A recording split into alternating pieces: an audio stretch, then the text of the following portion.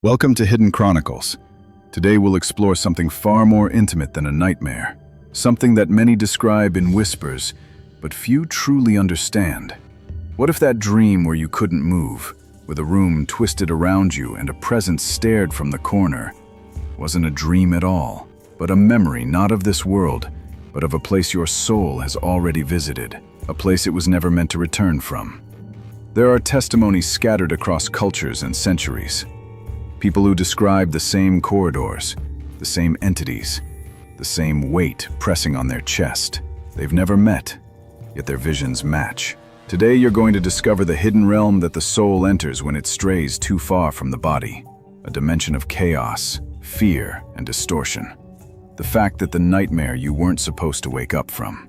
We've explored the nature of the astral plane in other videos here on the channel, so we won't linger too long on what's already been covered. But it's important to understand, especially before descending deeper, that the astral plane is not a metaphor. It is a real layer of existence, one that people access not with their bodies, but with their consciousness, often without even realizing it.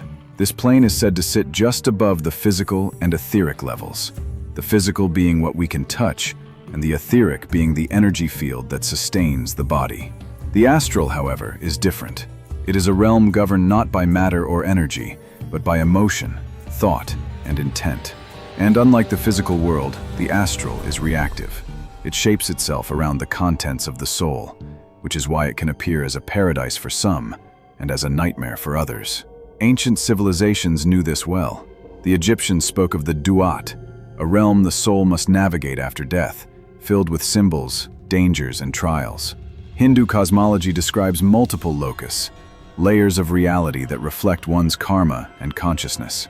In shamanic traditions, this was the underworld, the place of spirits, healing, and confrontation.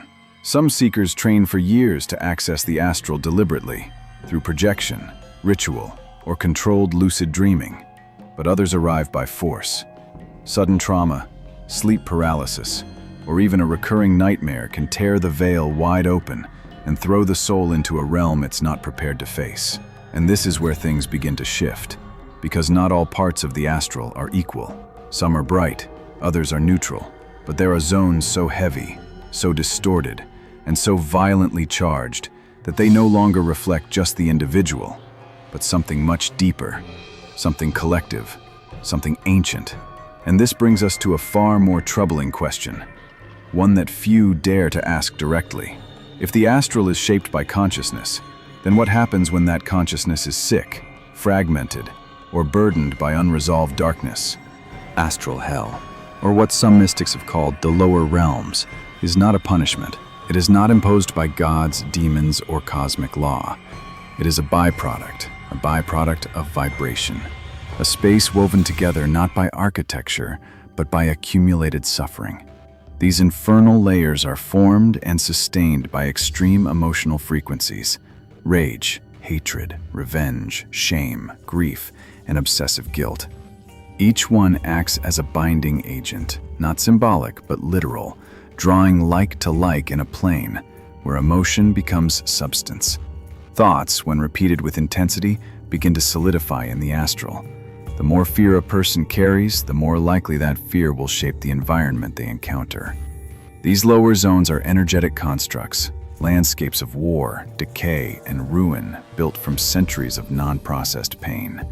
And within them, things begin to take form. Entities not born, but shaped by vibration, begin to appear. Some seem conscious, others simply feed. Souls carrying unresolved karma, violent attachments, or psychic wounds are naturally drawn to these places, especially after death or during astral exposure. Ancient texts spoke of this in veiled terms. The Barthodal, or Tibetan Book of the Dead, warns that the soul after death may encounter terrifying visions that are in fact projections of its own mind. Illusions so real and overwhelming that the soul can mistake them for absolute reality and become trapped by them.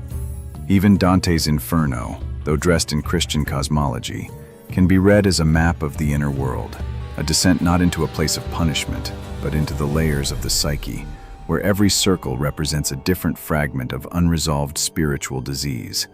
The frozen lake, the storm of lust, the rain of fire, all metaphors for psychic states given form.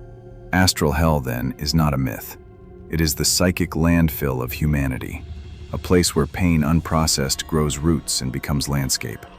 A realm shaped by trauma and inhabited by those still carrying it. This is the first time since I started Esoteric Guardian that I've decided to share something personal. I've kept this channel focused on research, tradition, hidden knowledge, not on me. But what happened a month ago is too relevant to this topic to leave out. It wasn't a theory. It wasn't a meditation. It was an experience. One that I now understand was my first direct encounter with what many call the lower astral, or more accurately, the Astral Hell. It began as a lucid dream. I've had them before, but this was different.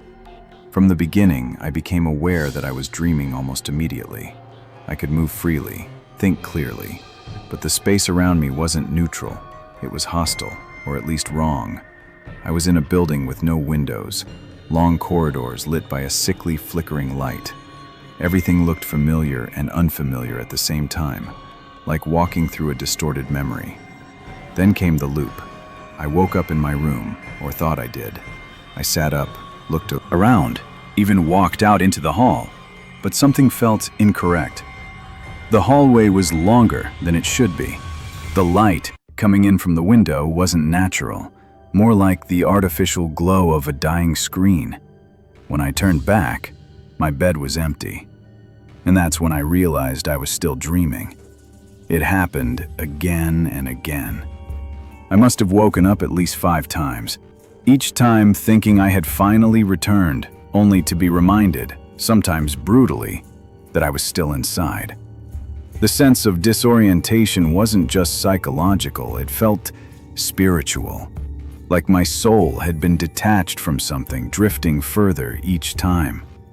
In each of these layers, I encountered figures, not symbolic shadows, not fragments of my subconscious. These were entities, grotesque, deformed, and fully aware of my presence. They didn't attack me, they didn't need to. They just stood there, watching, like they knew I had entered a space I shouldn't have. Like they were waiting. Waking up, truly waking up, didn't feel like relief. It felt like surfacing after nearly drowning. My body was intact, but my energy was wrecked. I couldn't focus, I couldn't rest. It felt like I had spent the night in combat, though there had been no fight. Only a slow, psychological dismantling. And that's when I started to understand what had happened. I hadn't just had a nightmare.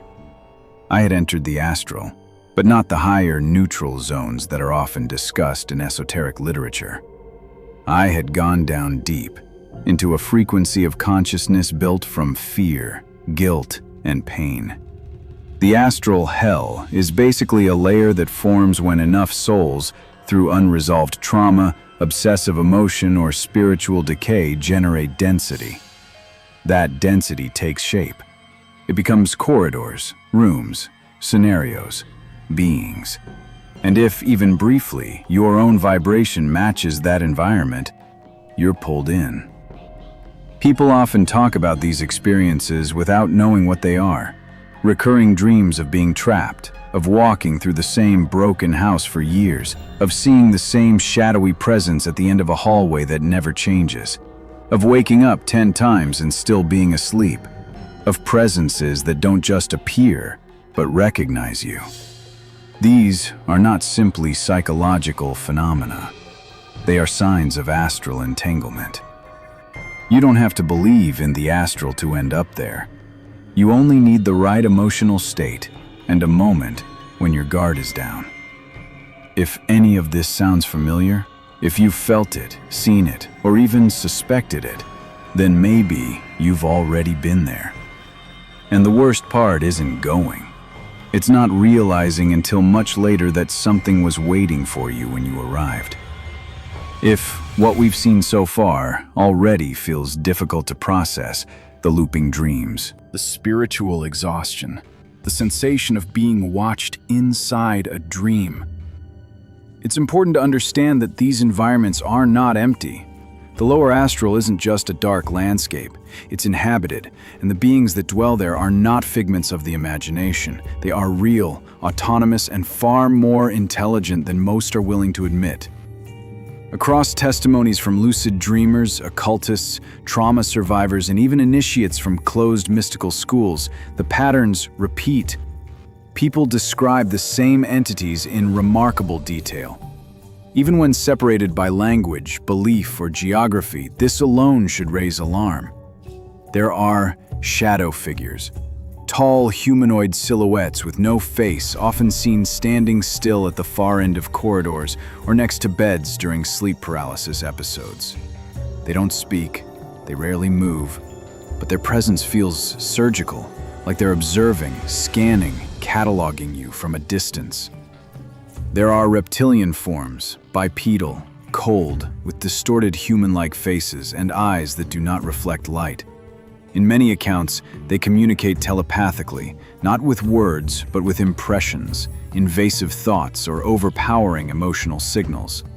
Their intelligence is clear, so is their dominance.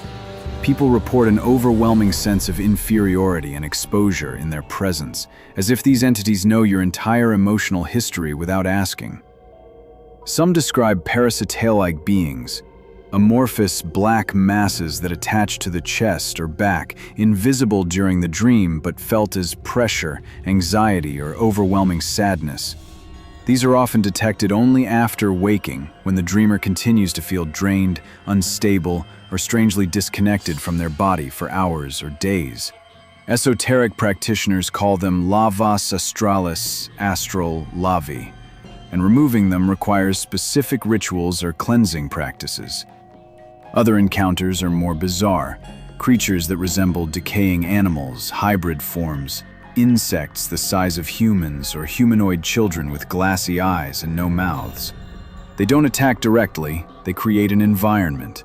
They manipulate the architecture of the dreamscape, trap the dreamer in illusions, and replicate settings from childhood, trauma, or loss. Not to confuse, but to extract. These beings feed on more than fear. They feed on familiarity, on despair, on the soft vulnerabilities you carry silently. The key point is this: in the astral, fear is energy. It emits vibration, and in the lower regions, that vibration becomes currency. These beings don't just terrify, they harvest. The longer you stay in a state of confusion or dread, the more you emit, and that emission to them is nourishment. Some advanced dreamers have reported that when they confronted these entities directly, not with aggression, but with conscious awareness, the entities paused, changed, or backed away. That tells us something fundamental. They prefer prey that doesn't realize what's happening. As soon as you gain control, they lose access. But before that moment comes, many souls are trapped in carefully engineered loops, projections of recurring nightmares, false awakenings, endless stairwells, crying children, dying parents, empty cities. These are not random dream fragments. They are traps, psychic prisons designed to keep you vibrating low enough for long enough to become food. Not in the literal sense, but in the energetic one. After hearing all of this, the distorted spaces, the emotional traps, the parasitic entities, it's only natural to ask the question no one wants to face. Can you get stuck there? And if so, can you ever escape? The answer is more complex than yes or no. Because the astral, especially its lower layers, doesn't work like a physical space. There are no bars, no chains. What holds you there is what you carry. The guilt you haven't addressed, the emotional wounds you've refused to look at, the beliefs you cling to about yourself, about punishment, about worth, about fear. These things are anchors, not metaphorically, but vibrationally. And in a realm governed by resonance, anchors are prisons. Many souls linger in these lower regions without realizing they're free to leave. Not because they're being held down by force, but because they don't remember how to rise. They don't know that in the astral consciousness is power. Awareness is movement. Intention is direction. The moment you remember who you are, not as a personality but as a soul, the structure begins to lose its hold. Escaping doesn't mean fighting monsters or breaking doors. It means shifting frequency. And for that, there are tools, ancient tools used for centuries by mystics, shamans, and initiates, and still available today to anyone willing to take them seriously. Visualization is one of them. Creating light mentally around the body, not imagined but willed, as if you're generating it from the center of your being outward. Entities that feed on fear cannot stand light that comes from conscious intention. They retreat, they dissolve. Sacred symbols work in the same way. Whether it's the cross, the Ankh, the Star of David, the pentagram, or sigils from your own path. What matters is not the shape, but the resonance. These symbols are not decorations. They are codes, vibrational markers that stabilize the soul's presence and disrupt parasitic influence. Breathing is another key. In the astral, breath grounds you even without a body. It reminds the soul of its rhythm. In states of panic, focusing on slow, rhythmic breathing re-enters awareness and dissolves illusions. It's a way of saying, I know where I am. Decrees, spoken words of intention, also hold immense power. You can say them mentally or aloud in the dream, depending on lucidity.